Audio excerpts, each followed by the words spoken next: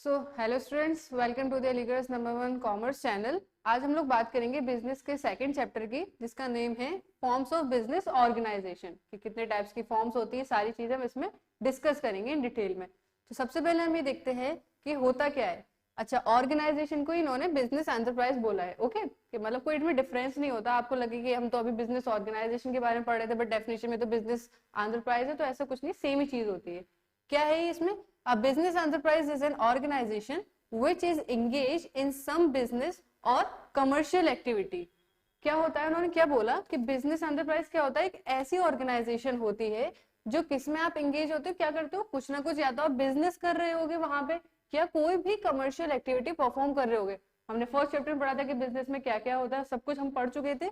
वही चीज है, उसी को उन्होंने ऑर्गेनाइजेशन बोला है, कि ऐसा ऑर्गेनाइजेशन जहां पे कुछ बिजनेस हो रहा हो या कोई कमर्शियल एक्टिविटी हो रही है, उसको उन्होंने बिजनेस एंटरप्राइज बोला है। ओके, और उन्होंने क्या बोला है कि every business enterprise is a separate and distinct unit of business. कि मतलब जो भी बिजनेस एंटरप्राइज होते हैं उनकी सबका सेपरेट एंटिटी होती है। मतलब जरूर, अब आपको देखते हो, आप कोई और सा बिजनेस कर रहे होगे, मैं कोई और सा, मेरी एक लीगल एंटिटी अलग होगी, मेरा एक अलग नेम होगा, आपका एक अलग नेम होगा। तो वही बोल रहा है कि क्या होता है, यहाँ पे हर चीज सेपरेट होती है, सेपरेट होगी और डिस्टिंक्ट अलग होगी। प्रोडक्ट्स भी हो सकता है अलग अलग हो, मेरा प्रोडक्ट हम जैसे डील कर रहे हैं, हम अब क्या, जैसे कि मेरा मुझे डील कर रहा है पेन्स वगैरह में हम डील कर रहे हैं, आप किसी क्लॉथ्स में, फूड्स में डील कर रहे होगे, तो आपका बिजनेस अलग है और मेरा बिजनेस अलग है। और हो सकता है कि चलिए आप भी पेन में कर रहे हो और मैं भी पेन में, बट हम लोगों के नेम अलग होंगे, है ना, काम करने का तरीका अलग होगा, सारी चीजें अलग होंगी। तो हर बिजनेस का ये चीज क्या होती है, एंटरप्राइज सेपरेट होता है और डिस्टिंक्ट यूनिट ऑफ बिजनेस होता है, काम करने का तरीका, सारी चीजें अलग होती हैं। तो ये हमने क्या पढ़ा कि बिजनेस एंटरप्राइज क्या होता है। इसको हमने फर्दर 3 पार्ट्स में कैटेगराइज करा है कि क्या होता है, ऐसी क्लासिफिकेशंस हैं। फर्स्ट इन्होंने बोला private sector enterprise, public sector enterprise and joint sector. Private sector क्या होता है? कुछ भी नहीं, सिंपली बस आप इतना समझिए कि जो भी बिजनेस ओन करे, कंट्रोल करा जाए, गवर्न करा जाए या मैनेज करा जाए, किसके थ्रू? Through private individual. कोई भी प्राइवेट इंडिविजुअल उसको ये सारी चीजें कर रहा हो, ओन, गवर्न, मैनेज, कंट्रोल, उसको हम क्या बोलेंगे? Private sector enterprise. जैसे कि मैंने कोई अपना बिजनेस खोला है ना, और उसको हम क्या करेंगे, उसको गवर्न भी हम करेंगे, रन भी हम करेंगे, मैनेज भी हम करेंगे, कंट्रोल भी हम करेंगे, तो वो कैसा बिजनेस कहलाया जाएगा? Private sector enterprise. जैसे कि एग्जांपल बताऊं मैं आपको, जैसे कि रिलायंस एलटीडी है ना, टाटा, बिरला, ये सारे क्या है? Private sector enterprise. इनकी सेपरेट लीगल एंटिटी है, और ये कौन गवर्न करता है? प्राइवेट इंडिविजुअल ही गवर्न करेगा इसमें। ओके, कुछ भी इसमें ऐसा नहीं है। प्राइवेट सेक्टर कौन गवर्न करेगा? Private individual. सेकेंड हम चीज देखते हैं कि क्या उन्होंने बोला, public sector enterprise. Public sector में क्या होगा? कुछ भी नहीं होगा इसमें, सेम वही, गवर्न, मैनेज, कंट्रोल, सारी चीजें कौन करेगा? गवर्नमेंट, या तो सेंट्रल या स्टेट गवर्नमेंट। तो वो क्या बोला जाएगा? Public sector enterprise. जैसे इसके एग्जाम्पल दूं, सेल, घेल, भेल, ये सारे इसके क्या है? एग्जाम्पल्स हैं पब्लिक सेक्टर के। कोई भी ऐसी ऑर्गेनाइजेशन जो गवर्न, कंट्रोल, मैनेज कौन कर रहा हो? गवर्नमेंट कर रही हो, यानी कि सेंट्रल या स्टेट गवर्नमेंट, तो उसको हम बोलेंगे public sector enterprise. Last one है ज्वाइंट सेक्टर। नाम से पता चला है ज्वाइंट, मतलब यहाँ पे क्या हो रहा होगा? प्राइवेट और पब्लिक दोनों मिलके इसको कर रही होगी, क्या? कंट्रोल और गवर्न और मैनेज, सारी चीजें दोनों मिलके कर रही होंगी। क्या होता है इसमें कि प्राइवेट सेक्टर क्या करता है? डे टू डे रिलेटेड जो भी वर्क एक्टिविटीज हो रही होती है, ऑपरेशनल एक्टिविटीज, वो सारी चीजें कौन मैनेज करता है? प्राइवेट सेक्टर कर लेता है इसके अंदर। और जो भी इंपॉर्टेंट डिसीजंस लेने होते हैं, बोर्ड ऑफ डायरेक्टर्स वगैरह जो होते हैं, वो किसके होते हैं? वो प्राइवेट सेक्टर, पब्लिक सेक्टर के होते हैं उसमें। तो दोनों मिलके किसी भी एक ऑर्गेनाइजेशन को मैनेज कर रहे हैं, कंट्रोल कर रहे हैं, गवर्न कर रहे हैं, उसको हम बोलेंगे joint sector enterprise. I hope आपको इतना समझ में आ रहा होगा। इसमें कुछ भी नहीं है, बहुत सिंपल सा है। नेम के अकॉर्डिंग ही आपको समझ में आना चाहिए कि प्राइवेट जो एक प्राइवेट इंडिविजुअल गवर्न करे, पब्लिक जो एक गवर्नमेंट करे, इसको मैनेज या कंट्रोल, और ज्वाइंट जहां पे प्राइवेट और पब्लिक दोनों मिलकर कर रहे होंगे। ओके, चलिए हम आगे हम देखते हैं।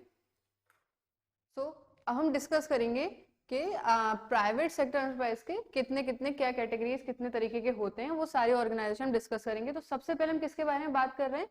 Sole proprietorship. ये प्राइवेट सेक्टर के पार्ट होता है। इसमें क्या है, सोल प्रोप्राइटरशिप क्या होता है, पहले हम डेफिनेशन देख लेते हैं।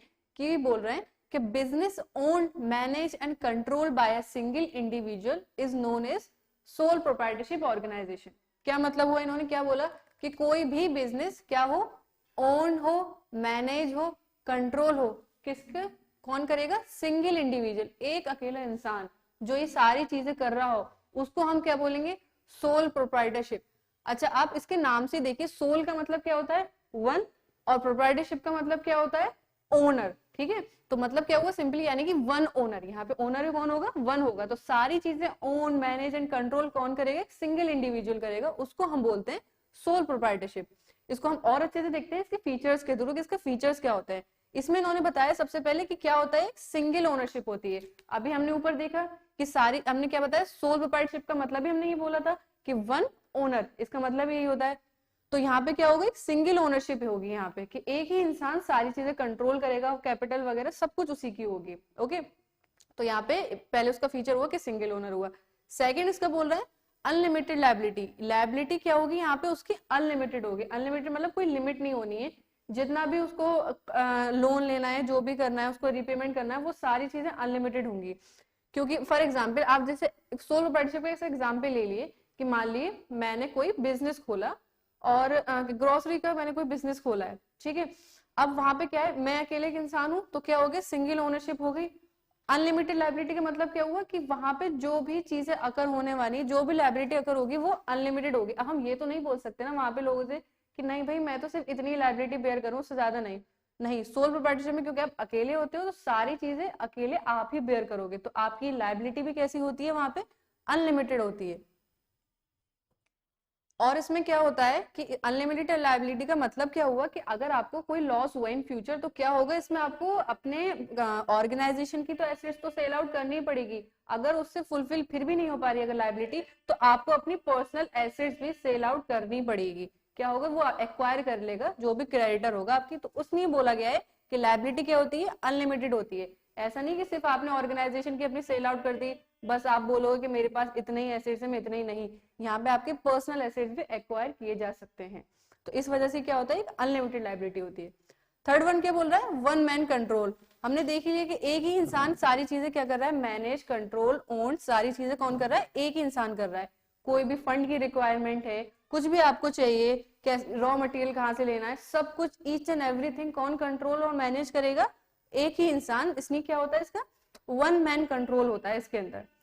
फोर्थ वन हमने क्या देखा कि लैक ऑफ बिजनेस कंटिन्यूटी। मतलब क्या हुआ? वैसे हमने देखा था कि बिजनेस क्या होता है? परपीचुअल सक्सेशन होता है, मतलब वो कंटिन्यूअसली चलता ही रहता है। क्यों? क्योंकि उसकी सेपरेट लीगल एंटिटी होती है। लेकिन यहाँ पे क्या होगा? अब मैंने एग्जाम्पल दिया था, जैसे कि मैंने कोई शॉप खोली है, मैंने एग्जाम्पल दिया था आपको। तो फॉर एग्जाम्पल कि हम कुछ हो गया या बैंक करप्सी हो गई, कुछ भी हो गया, तो बिजनेस कौन उसको रन कर पाएगा? कोई नहीं कर पाएगा। बिजनेस क्या होगा? बंद हो जाएगा। तो इस केस में क्या होता है? बिजनेस कंटिन्यूटी की ये लैक होता है। इसकी एक डिसएडवांटेज होती है कि आपको कोई एक प्रोप्राइटर है, उसकी डेथ हो गई, कुछ भी हो गया, तो अब बिजनेस क्या होगा? आगे रन नहीं हो पाएगा। कोई और पार्टनर तो है नहीं उसका कि उसकी अगर डेथ हो गई या वो रिटायर हो गया या कुछ हो गया तो उसके अलावा दूसरे पार्टनर उसको रन करें, ऐसा तो है नहीं यहाँ पे। क्योंकि अकेले इंसान, हमने क्या देखा? अकेले इंसान मैनेज कर रहा है। तो इसलिए कंटिन्यूटी की यहाँ पे प्रॉब्लम हो जाती है, लैक ऑफ कंटिन्यूटी होती है। यहाँ पे किसी को कुछ हो गया, उसको डेथ हो गया, बैंक करप्सी हो गया, कुछ भी हो गया, तो कंटिन्यूसी नहीं रहती है। और क्या फिफ्थ वन इसमें क्या है कि फॉर्मेशन एंड क्लोजर। इसमें ऐसा कोई इतनी फॉर्मेलिटीज नहीं होती है, कोई आपको रजिस्ट्रेशन नहीं कराना होता है। Easy to start, easy to close, कोई आपको रिक्वायरमेंट नहीं होती है कि आप कहीं पे रजिस्ट्रेशन कराओ अपना, वहां से कुछ लाइसेंस लो, ऐसा कुछ भी नहीं होता। मैं अभी चाहूँ अभी जाके अपनी शॉप खोल लूँ, मुझे कोई भी रिक्वायरमेंट की जरूरत नहीं पड़ेगी। कोई फॉर्मेशन और क्लोजर में मुझे कुछ आपको रजिस्ट्रेशन या किसी को मुझे बताना नहीं पड़ेगा। इजिली जब मैं चाहूँ मैं ओपन करूँ, जब मैं चाहूँ मैं क्लोज कर दूँ। तो ऐसा जिसमें यहाँ पे कोई भी प्रॉब्लम नहीं होती, सारी चीजें ईजी होती है, स्मूथली आप सब कुछ कर सकते हो। फिर सिक्स्थ वन हमने क्या देखा कि individual risk bearing and profit recipient. मतलब क्या हुआ? एक अकेला इंडिविजुअल इंसान सारी चीजें कर रहा है, तो वही अकेला क्या करेगा? रिस्क भी बेयर करेगा वो अकेला, और प्रॉफिट भी एंजॉय करेगा वही अकेला। तो उसने इसमें सिंपली क्या हुआ? कुछ भी नहीं है सच कि इसमें बोला जा रहा है कि वही अकेला इंसान रिस्क बेयर करता है। क्योंकि अभी हमने क्या देखा? अनलिमिटेड लायबिलिटी होती है, तो इसी वजह से वो क्या कर रहा है? रिस्क बेयर कर रहा है। कोई भी अगर लॉस होगा वो उसको ही फुलफिल करना है, चाहे उसको अपनी पर्सनल एसेट्स क्यों ना बेचनी पड़े। तो सारे रिस्क बेयर कौन करेगा? ये। और हो सकता है रिस्क से उसको प्रॉफिट हो जाए, तो प्रॉफिट भी एंजॉय कौन करेगा? अकेले वो ही करेगा प्रॉफिट एंजॉय। ठीक है। फिर हम क्या देखते हैं? No separate legal entity. कोई सेपरेट लीगल एंटिटी नहीं होती। जैसे हमने बिजनेस में क्या देखा था? बिजनेस की एक सेपरेट लीगल एंटिटी होती है, बट सोल प्रोप्राइटरशिप की सेपरेट लीगल एंटिटी नहीं होती है। वो जो ओनर होता है उसी के ही नाम से चलता है, कि जैसे मेरी शॉप है तो मेरे ही नाम से होगी, आपके भी किसी के, आपके घर के पास किसी की शॉप होगी तो आप क्या बोलते होगे कि भाई उन अंकल की शॉप है, कि उन भाई की शॉप है ना। किसी कोचिंग में आप आ रहे हो तो क्या बोल रहे हो आप कि भाई हम इनकी कोचिंग में आ रहे हैं। क्लियर? तो उसमें क्या होता है, सोल प्रोप्राइटरशिप नहीं होती, और क्या, सॉरी, सोल प्रोप्राइटरशिप होती है तो उसमें क्या होता है, सेपरेट लीगल एंटिटी नहीं होती है, कोई भी अलग से आपका उसमें नाम नहीं जाना जाएगा, आपके ही नाम से आपका बिजनेस को पहचाना जाएगा कि भाई इनकी शॉप है या इनका ये सारी चीजें हैं। तो क्यों, और क्योंकि इस वजह से ये और रीजन होता है क्योंकि यहाँ पे कोई रजिस्ट्रेशन वगैरह तो आपने कराया नहीं है ना। या तो जैसे बिजनेस वगैरह होता है वो क्या होता है, वो तो रजिस्टर्ड होते हैं, आप अपने बिजनेस का नेम रजिस्टर कराते हो, सारी चीजें कराते हो, लाइसेंसिंग लेते हैं, पेटेंट राइट, कॉपीराइट सारा मिलता है। बट यहाँ पे तो ऐसा कुछ होता नहीं है, यहाँ तो आपने सिंपली क्या करा, इजी टू फॉर्म कर लिया।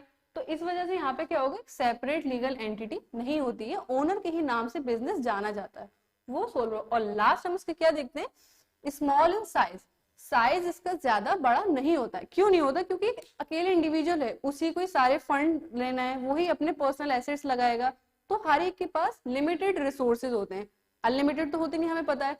तो इसमें क्या होगा, उसका साइज इस वजह से स्मॉल होगा। मेरी क्या लिमिट होगी, हद से हद के मैं क्या कर दूं कि बस इतना कि छोटा मोटा मैं एक शॉप खोल लूं। अब ऐसा तो नहीं मैं बहुत बड़ी अकेले कंपनी खोल लूं, इतना तो फंड नहीं होगा। तो इस वजह से, क्योंकि अकेले इंडिविजुअल को कंट्रोल और मैनेज सारी चीजें करनी पड़ती हैं, फंड का रिक्वायरमेंट, उसको कहाँ से फंड रेज करना है, सब उसको अपना ही लगाना पड़ता है, सारा फंड उसको कोई नहीं देगा। तो इस वजह से सोल प्रोप्राइटरशिप का साइज स्मॉल होता है। आई होप आप उसके फीचर समझ में आए होंगे। कोई भी प्रॉब्लम आप प्लीज उसको कमेंट सेक्शन में बता सकते हैं। बहुत इजी होता है सोल प्रोप्राइटरशिप, जो सिंगल ओन करे, सिंगल एक इंडिविजुअल अकेला रन करे, गवर्न करे, कंट्रोल करे। ओके, आगे फर्दर हम और देखते हैं प्राइवेट सेक्टर के क्या होते हैं और ऑर्गेनाइजेशंस। सो अब हम डिस्कस करते हैं सोल प्रोप्राइटरशिप के क्या मेरिट्स होते हैं और क्या डीमेरिट्स होते हैं। तो सबसे पहले हम देखते हैं कि मेरिट्स क्या क्या होते हैं। मेरिट्स में सबसे पहले उन्होंने बताया क्विक डिसीजन। क्विक डिसीजन मतलब सिंपली एक ही पर्सन है, एक ही सोल प्रोप्राइटरशिप है, एक ही ओनर है, तो वो क्या करेगा, जो भी उसको डिसीजन लेना होगा फॉरन के फॉरन उसको ले लेगा, वो उसमें कुछ ज्यादा टाइम लगेगा। जैसे कि बिजनेस होता है, उसमें लेवल्स होती हैं कि आप पहले अपने मैनेजर को बता रहे हो, मैनेजर अपने सुपीरियर को बता रहा है, देन टॉप लेवल पे जा रहा है, तो उसमें थोड़ा सा टाइम लग जाता है चीजें पहुंचने में। बट यहाँ पे क्या है, एक ही अकेले इंडिविजुअल सारे डिसीजंस ले रहा है, सब कुछ कर रहा है, कंट्रोल कर रहा है, तो यहाँ पे डिसीजन क्या होगा, क्विकली होगा, उसको जो भी डिसीजन लेना होगा फॉरन हैंड टू हैंड वो अपने ले लेगा। तो क्विक डिसीजन मेकिंग होता है, ये मेरिट हुआ इसमें। सेकंड क्या हुआ, डायरेक्ट इंसेंटिव। डायरेक्ट इंसेंटिव मतलब कि जो भी वो काम करेगा, जिस भी तरीके का उसका एफर्ट्स होंगे, वो डायरेक्टली उसी से ही रिलेट होंगे। मतलब अगर उसने अच्छे एफिशिएंटली वर्क परफॉर्म किया, अच्छे तरीके से किया, तो प्रॉफिट अर्न होगा, उससे क्या होगा, वो मोटिवेट होगा। तो जो भी चीजें होंगी यहाँ पे डायरेक्टली होंगी। कुछ ऐसा नहीं कह सकते आप कि भाई इस इंसान की वजह से हम प्रॉफिट अर्न नहीं कर पाए। जैसे कि बिजनेस होता है, उसमें क्या कंपनीज में आपके एम्प्लॉयज वगैरह होते हैं, हो सकता है आपके एम्प्लॉयज इतने इफेक्टिव ना हो, एफिशिएंट ना हो, जिस वजह से आप अपना प्रॉफिट अर्न नहीं कर पाए, अपना ऑब्जेक्टिव अचीव नहीं कर पाए। बट यहाँ पे तो ऐसा है नहीं, यहाँ पे तो आप क्या, एक अकेले इंडिविजुअल सारी चीजें रन कर रहे हो, तो जो भी आपका एट द एंड रिजल्ट आपको निकलेगा, जो भी आपको रिवॉर्ड मिलेगा, जो भी आपको प्रॉफिट मिलेगा, वो कैसा होगा, वो डायरेक्टली आप ही से रिलेट करता होगा। जैसा आपके एफर्ट्स होंगे उसी हिसाब से आपको प्रॉफिट मिलेगा, रिवॉर्ड मिलेगा। ओके, थर्ड वन है इसका कि easy to form and dissolve. ये तो हमने देखा भी था उसके फीचर्स में कि क्या होता है, कोई भी ऐसे लीगल रिक्वायरमेंट आपको फुलफिल नहीं करनी होती, ना कोई रजिस्ट्रेशन कराना होता है। इजिली जाओ, मेरा आज दिल है मैं आज जाऊं और दुकान खोल के बैठ जाऊं, है ना, कोई भी बिजनेस छोटा सा खोल के बैठ जाऊं, तो इजी टू फॉर्म, और जब दिल चाहे मैं उसको बंद कर दूं, इजी टू डिसॉल्व। ठीक है, यहाँ मुझे किसी से परमिशन नहीं लेनी पड़ेगी कि भाई मैं खोल लूं या बंद कर लूं, या मुझे सोचना पड़े, या मेरे यहाँ बहुत सारे एम्प्लॉयज काम कर रहे हो, मुझे उनके बारे में भी सोचना पड़ेगा। यहाँ ऐसा कुछ नहीं है। तो यहाँ पे इजिली आप क्या कर सकते हो, फॉर्म कर सकते हो और डिसॉल्व कर सकते हो अपनी सोल प्रोप्राइटरशिप को। फोर्थ वन क्या है, कॉन्फिडेंशियलिटी। मतलब सारी चीजें यहाँ पे, जो भी आपका कुछ सीक्रेट वर्क है, जो भी आप कुछ ऐसा प्रोडक्ट लॉन्च करने वाले हो, जो भी आपकी एक्टिविटीज हैं, वो सारी चीजें क्या रहेंगी, कॉन्फिडेंशियल रहेंगी, कोई भी लीक नहीं होगी। जैसे कि बिजनेस में कभी कभी क्या होता है कि आपके एम्प्लॉयज डिसऑनेस्ट होते हैं, वो आपने उन्होंने आपकी कुछ भी पॉलिसी या कोई भी आपकी स्ट्रेटेजी आपके कॉम्पिटिटर को जाके बता दी, जिस वजह से आपको क्या हो सकता है, हैवी लॉसेस हो सकते हैं। बट यहाँ पे ऐसा कोई भी चांसेस नहीं होता। कॉन्फिडेंशियलिटी बहुत अच्छी होती है यहाँ पे। क्यों? क्योंकि सारी डिसीजन, सारी चीजें, सारे सीक्रेट आप ही के पास ही सेफ रहेंगे, यहाँ किसी और का इन्वॉल्वमेंट है ही नहीं। तो कॉन्फिडेंशियलिटी यहाँ पे बहुत अच्छी होती है, सब कुछ सेफ एंड सिक्योर रहता है आपका, जो भी सीक्रेट्स होते हैं। फिफ्थ वन इसका क्या है कि सेंस ऑफ अकम्पलिशमेंट। मतलब कि क्या है कि अगर इसमें क्या होता है, सेंस ऑफ अकम्पलिशमेंट मतलब सिंपली आपने जो भी वर्क किया है उससे आपको क्या होगा, मोटिवेशन फील होगा कि मतलब यहाँ पे जैसे कि आप फॉर एग्जाम्पल कि आप किसी की जॉब कर रहे हो कहीं पे जाके, तो आपको क्या होगा, कुछ नहीं, आपको बैठना है 6-8 घंटे आप जॉब करोगे, रेगुलरली आपको सैलरी मिलेगी, कुछ आपको एक मजा नहीं आएगा। बट जहाँ पे अपना बिजनेस होता है ना, वहाँ एक अलग ही खुशी होती है। अगर आप कुछ अचीवमेंट अचीव हो, कि आपको कुछ प्रॉफिट मिल रहा है, या आपके बिजनेस का नाम हो रहा है, आपका क्या हो रहा है, आपकी एक रेपुटेशन बन रही है, गुडविल हो रही है आपकी, लोग आपको जान रहे हैं, प्रोडक्ट के आपको लोगों को जाना जा रहा है, तो क्या होगा इसमें, मतलब जो भी आपने काम करोगे उस अकम्पलिशमेंट, मतलब आपको खुशी होगी, एक मोटिवेशन फील होगा, सेल्फ सेटिस्फेक्शन मिलेगा आपको कि हाँ मेरा बिजनेस है, मेरा ये रन हम करते हैं अकेले, ये मेरी अकेले की अचीवमेंट है कि मैंने अकेले किया है। तो एक वो खुशी मिलती है, जिसको हम बोलते हैं ना सेल्फ सेटिस्फेक्शन, मतलब एक ये बेसिक नीड में आ जाता है कि हर इंसान को एक सेल्फ सेटिस्फेक्शन चाहिए होता है, एक चाहिए होता है कि self of sense of accomplishment, कि मेरी कोई पहचान हो सोसाइटी के अंदर मेरे नाम से, कि मुझे कोई जाने। तो वो चीज क्या होती है, सोल प्रोप्राइटरशिप में आपको इजीली मिल जाती है। ये हमने क्या देखे 5 इसके मेरिट, सिंपली कि क्विक डिसीजन होता है, डायरेक्ट इंसेंटिव होता है, easy to form and dissolve होता है, कॉन्फिडेंशियलिटी होती है, यहाँ पे कोई लीगल, यहाँ पे आपका लीक नहीं कर सकता कोई भी आपकी सीक्रेसी, जो भी आपका पॉलिसीज वगैरह है। और last one sense of accomplishment, मतलब एक आपको सेल्फ सेटिस्फेक्शन मिलता है यहाँ पे आपको ये काम करके कि भाई हाँ ये मेरा बिजनेस है। अब हम देखते हैं कि क्या इसके डीमेरिट्स होते हैं। डीमेरिट्स में क्या बताया है सोने, कि इन्होंने बोला कि लिमिटेड रिसोर्सेज होते हैं। जैसा कि हमने फीचर्स में भी देखा था कि क्या होता है, अकेला ही इंडिविजुअल सारी चीजें अरेंज करता है, मैनेज करता है। तो उसमें मैंने क्या बताया था, जो भी कैपिटल लगेगी, जो भी चीजें लगेंगी, एसेट्स वगैरह, वो किसकी होंगी, एक अकेले उसी इंसान की होंगी, उसकी पर्सनल होंगी, वो किसी और से तो ले नहीं सकता। या फिर ऐसा तो है नहीं कि 2-3 लोग मिलके चला रहे, एक अकेले इंसान चला रहा है। तो रिसोर्सेज क्या होंगे वहां पे, लिमिटेड रिसोर्सेज होंगे, एक हद तक ही वो अपना बिजनेस एक्सपेंड कर सकता है, उससे ज्यादा वो नहीं कर पाएगा, बिकॉज उसके पास लिमिटेड रिसोर्सेज है, लिमिटेड कैपिटल है, लिमिटेड फंड है, इस वजह से। तो ये क्या हुआ, एक डीमेरिट्स हुआ कि वो और ज्यादा एक्सपेंड नहीं कर पा रहा। तो ये क्या हुआ, सोल प्रोप्राइटरशिप की डीमेरिट्स है। फिर क्या हो रहा है इसमें, second one limit unlimited liability. अब रिसोर्सेज लिमिटेड है बट लायबिलिटी अनलिमिटेड है, ये हमने फीचर्स में भी देखा था कि क्या हुआ कि अगर आपको कोई लॉस इनकर हो गया, कुछ भी आपका ऐसा हो गया, तो उसमें क्या होगा, आपके बिजनेस की प्रॉपर्टी एसेट्स तो ले ही ली जाएगी एक्वायर, आपके पर्सनल एसेट्स भी ले लिए जाएंगे, आपको उसको भी सोल्ड आउट करके अपना रीपेमेंट करना होगा लायबिलिटीज का। तो इसमें लायबिलिटीज क्या होती है, अनलिमिटेड होती है, ये इसका एक डीमेरिट है। ओके, क्या इसमें आपको अपना पर्सनल एसेट्स भी एक्वायर करने होंगे, आपको सेल करना होगा। थर्ड वन हमने क्या देखा कि limited life of a business, हमने देखा था ये फीचर्स में भी था कि क्या होता है, बिजनेस की लाइफ लिमिटेड होती है, मतलब कंटिन्यूअसली नहीं होती है, मतलब एक जिसको हम बोल सकते हैं परपीचुअल सक्सेशन नहीं होता है। मतलब क्या कि आपका अब जैसे कि कोई पर्सन है जिसकी कोई बिजनेस है, उसका डेथ हो गई, उसको कुछ प्रॉब्लम हो गई, इंसॉल्वेंट हो गया, तो क्या बिजनेस बंद हो जाएगा वो, क्योंकि एक अकेला वही इंडिविजुअल चला रहा है, उसी की आइडेंटिटी से पूरा बिजनेस चल रहा है। तो इस वजह से बिजनेस की लाइफ लिमिटेड रहती है, जब तक वो है तब तक बिजनेस है, वो नहीं तो बिजनेस भी नहीं। बट कंपनीज या बिजनेस में, कंपनी में क्या होता है कि वो तो चलती रहती है सालों साल। आप देखते हो कि 90s की कंपनी अभी तक चल रही है, 80s में कोई कंपनी बनी थी वो अभी तक चल रही है। तो क्यों, क्योंकि उनमें बहुत सारे पार्टनर्स हैं, बोर्ड ऑफ डायरेक्टर्स हैं, शेयर होल्डर्स हैं, वो चेंज होते रहते हैं, एक चला गया दूसरा आ गया, उसमें ओनर बदलता रहता है। लेकिन यहाँ पे तो ओनर एक अकेला ही है, वही सारी चीजें मैनेज कंट्रोल कर रहा है। तो बिजनेस की लाइफ भी यहाँ पे क्या होती है, लिमिटेड होती है, जब तक वो है तब तक बिजनेस है। ओके, लास्ट वन वो क्या बोल रहे हैं, लिमिटेड मैनेजरियल स्किल, मतलब मैनेजरियल स्किल लिमिटेड होती है। अब ये बात तो आपको पता है कि हर इंसान को सब कुछ तो नहीं आता, उसके अंदर स्किल होगा कि चलो थोड़ा बहुत वो क्या कर सकता है, वो लोगों से डील करना अच्छे से जानता हो, मीन्स उसको मार्केटिंग अच्छे से आती हो। बट सिर्फ बिजनेस में मार्केटिंग तो नहीं होती, बहुत सारी चीजें होती हैं बिजनेस में, कि आपको रिसोर्स कैसे एलोकेट करने हैं, सही तरीके से कैसे मैनेज करने हैं, कैसे आपको सारे डिस्ट्रीब्यूशन अच्छे से करना है, बहुत सारी चीजें होती हैं बिजनेस के अंदर। तो एक अकेले इंसान के अंदर सारी मैनेजरियल स्किल्स नहीं होती है।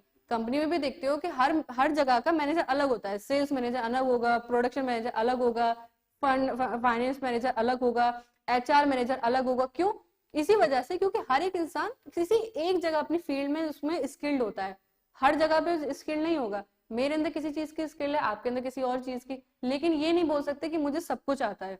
तो अब क्योंकि वो चला कौन रहा है, वो अकेला ही चला रहा है, तो उसके अंदर क्या होगा, लिमिटेड मैनेजरियल स्किल्स, तो कहीं ना कहीं वो लैक कर सकता है, किसी ना किसी चीज में उसको लॉस हो सकता है, वो अच्छे तरीके से चीजें मैनेज ना कर पाए because of lack of managerial skills. क्योंकि हर इंसान को सब कुछ नहीं आता होगा, उसके अंदर कुछ ना कुछ हो सकता है, मार्केटिंग में अच्छा हो, सेल्स में अच्छा हो, कुछ भी चीज में अच्छा हो सकता है, लेकिन हर चीज में वो नहीं मैनेज कर सकता प्रॉपर तरीके से।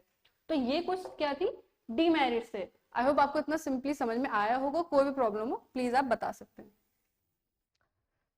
अब हम डिस्कस करते हैं प्राइवेट सेक्टर का तीसरी कैटेगरी। इसमें हमने क्या देखना है कि हिंदू अनडिवाइडेड फैमिली, जिसको हम बोलते हैं HUF, या हम उसको वो भी बोलते हैं कि ज्वाइंट हिंदू फैमिली।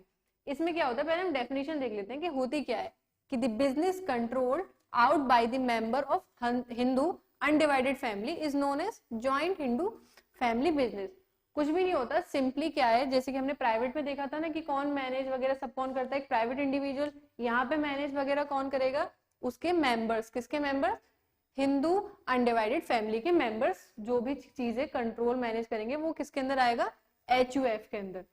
कि क्या होता है कि दिस काइंड ऑफ बिजनेस क्या होता है, गवर्न कहीं पर भी किसके अंडर नहीं आते, ना तो किसी इंडस्ट्रियल या ना ही किसी कंपनी एक्ट के अंदर नहीं आते। ये कहाँ रजिस्टर्ड होते हैं, ये होते हैं हिंदू सक्सेशन एक्ट 1956, ये यहाँ पे रजिस्टर कर जाते हैं अपना, और फिर अपना बिजनेस रन करते हैं ये लोग।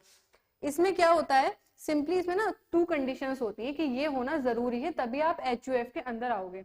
क्या है, सबसे पहले कंडीशन उन्होंने क्या बोली कि मिनिमम 2 मेल मेंबर होना जरूरी है, कि 2 मेल मेंबर होंगे तभी होगा। और सेकंड कंडीशन उन्होंने क्या बताई कि existence of some ancestral property. Ancestral मतलब वही पूर्वजों की पुरानी जो प्रॉपर्टीज वगैरह बोलते हैं उसको बोलते हैं, कि वो उसका एग्जिस्टेंस होना बहुत जरूरी है।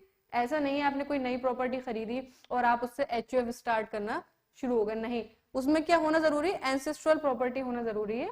जैसे बोलते हैं दादा परदादा की वो वाली जमीन होना जरूरी है। तो क्या हमने 2 कंडीशन देखी, सबसे पहले तो क्या होना चाहिए, मिनिमम 2 मेल मेंबर होना चाहिए, एंड सेकंड यहाँ पे एंसेस्ट्रल प्रॉपर्टी का होना जरूरी है, जो इनहेरिट किसने करा हो, वहां के मेंबर्स ने करा हो। अब इतना आपको सिंपल समझ में आया कि क्या होता है हिंदू अनडिवाइडेड फैमिली। अब हम इसमें देख लेते हैं सिंपली इसके फीचर्स क्या होते हैं। फीचर्स में इसमें हमने क्या आया, हमने क्या देखा, फॉर्मेशन, कि फॉर्मेशन कैसा होता है इसका। अभी हमने जो कंडीशंस देखी सिंपल वही उसके फॉर्मेशंस के अंदर आता है, कि मिनिमम 2 मेल मेंबर होने चाहिए और एंसेस्ट्रल प्रॉपर्टी होना जरूरी है, जो इनहेरिट बाय दी मेंबर्स होंगे। तो ये इसमें क्या आ गया, ये तो आगे इसका फॉर्मेशन का पार्ट, कि कैसे ये फॉर्म होती है। ओके, फिर हम देखते हैं लायबिलिटी। तो लायबिलिटी में क्या है, अच्छा पहले मैं आपको एक चीज बता दूं कि यहाँ पे ना 2 लोग और 2 टर्म्स है, पहले उसको समझ लो। तो अब हम देखते हैं इसमें 2 चीजें और देखते हैं कि यहाँ पे क्या होगा, कर्ता और को पार्टनर। तो कर्ता कौन होगा, कर्ता तो सिंपली जिसको बोलेंगे हेड ऑफ द फैमिली, जो सारी चीजें मैनेज कंट्रोल गवर्न करेगा। और को पार्टनर कौन होंगे, उसके मेंबर्स। जैसे कि हम एग्जाम्पल लेते हैं कि ए है, ए कौन होगा, इसमें हम क्या बोले जाएंगे, इसमें ए होगा कर्ता, जो सारी चीजें जो भी डिसीजंस वगैरह लिए जाएगा कंपनी के अंदर, जो भी इनके बिजनेस के अंदर, वो कौन लेगा, कर्ता लेगा। और बी सी और ये जो उनके मान लिए उनके क्या कहते हैं सन्स या डॉटर वगैरह जो भी हैं, वो लोग कौन होंगे, को पार्टनर, के मतलब उनके मेंबर्स होंगे। जो भी अब फर्दर प्रॉपर्टी डिवाइड होनी है या डिस्ट्रीब्यूट होनी है, जिसमें भी ट्रांसफर वगैरह होनी है, तो कर्ता के बाद वो किसके पास जाएगी, इन दोनों में जाएगी, ए और सी में, बी। और बी क्या करेगा, वो अपना हिंदू अनडिवाइडेड फैमिली का बिजनेस चला सकता है। तो ये लोग कौन होंगे, को पार्टनर। ओके, ए कौन होगा, कर्ता, और बाकी के ये लोग कौन कहलाए जाएंगे, को पार्टनर। तो हम लोग क्या देख रहे थे, लायबिलिटी। तो लायबिलिटी में क्या होगा, कर्ता की लायबिलिटी जो होती है वो होती है अनलिमिटेड लायबिलिटी, कि कोई भी अगर डेट वगैरह उसको रीपे करना होगा तो वो अपनी पर्सनल एसेट्स को उसको सेल आउट करके भी पे बैक करना होगा डेट्स को। लेकिन जो मेंबर्स होते हैं उनकी लायबिलिटी लिमिटेड ही होती है। तो लायबिलिटी के इसमें 2 चीजें आएंगी, कर्ता की लायबिलिटी अनलिमिटेड होगी और उसके मेंबर्स की लायबिलिटी लिमिटेड होगी। ओके, फिर क्या होता है, कंट्रोल। कंट्रोल में हमने भी देख ही लिया कि सारी चीजें कौन कंट्रोल मैनेज, सारे डिसीजंस कौन लेता है, कर्ता लेता है। मेंबर्स इसमें कुछ भी इन्वॉल्वमेंट कुछ भी नहीं करते हैं, कोई भी अपना वो नहीं कर सकते अपनी तरीके से कि वो उनका दिल चाह रहा है वो कोई भी डिसीजंस ले लें, ऐसा नहीं होता। सारे एंड डिसीजन कौन लेगा, कर्ता ही लेगा। तो सारी चीजें कंट्रोल किसके हाथ में होगा, कर्ता के हाथ में। ऑब्वियसली बात है, सारी चीजें जब लायबिलिटी उसके पास अनलिमिटेड है, सब कुछ वो ही कर रहा है, तो कंट्रोल भी कर्ता के हाथ में होगा। फोर्थ वन हमने क्या देखा है, इसका फीचर माइनर मेंबर। इसके अंदर माइनर मेंबर भी होते हैं। जैसे कि अब आप इन जनरल देखो कोई कंपनी वगैरह होती है तो उसमें क्या होता है कि माइनर को नहीं लिए जाते, 18+ लोगों को लेते हैं। लेकिन इसमें ऐसा कुछ नहीं, यहाँ पे माइनर भी मेंबर होता है, कि कोई भी अगर चिल्ड्रन या कोई भी बच्चा अगर बॉर्न हुआ, बॉर्न होते ही वो फौरन उसका मेंबर बन जाता है, तो इसलिए उसको क्या बोला जाता है, माइनर मेंबर बोलते हैं। तो ये इसके क्या हो गए, फीचर्स हो गए हिंदू अनडिवाइडेड फैमिली के। क्या होता है कि फॉर्मेशन इजीली होता है, कोई भी इसमें दो कंडीशन मैंने आपको बताई, मिनिमम 2 मेल मेंबर और एंसेस्ट्रल प्रॉपर्टी का होना जरूरी है। लायबिलिटी कर्ता की अनलिमिटेड होती है, मेंबर्स की लिमिटेड होती है। कंट्रोल सारी चीजें कर्ता के हाथ में होता है। और माइनर मेंबर यहाँ पे होते हैं, कोई भी अगर आप जैसी बर्थ होगी चिल्ड्रन की, वो फौरन ही उसका मेंबर बन जाएगा। आई होप आपको इतना उसमें समझ में आया हो कि हिंदू अनडिवाइडेड फैमिली क्या होता है। कुछ नहीं, सिंपली किस सेक्शन में आता है, ये आता है Hindu succession act 1956। So I hope आपको इतना समझ में आया होगा। कोई भी प्रॉब्लम आप कमेंट सेक्शन में बता सकते हैं। अभी सिर्फ इसके अंदर सिर्फ 3 टॉपिक और रह गए हैं प्राइवेट के अंदर की, पार्टनरशिप, कोऑपरेटिव और कंपनी। वो हम फर्दर नेक्स्ट वीडियो में आपका बताएंगे क्या क्या चीजें होती हैं, सब कुछ। आप अभी इसको इतना समझें, लाइक करें, शेयर करें। Thank you.